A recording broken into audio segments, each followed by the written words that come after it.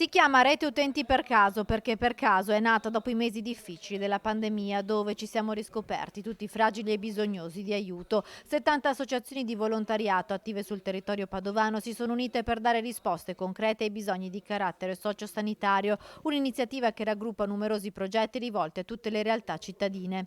Chiunque si può rivolgere perché si va all'interno della rete, ci sono associazioni di diversa tipologia, quindi dalla disabilità all'assistenza agli anziani, all'accompagnamento, all'amministratore di sostegno, alla raccolta fondi, tantissime altre cose molto belle che vengono fatte dalle associazioni.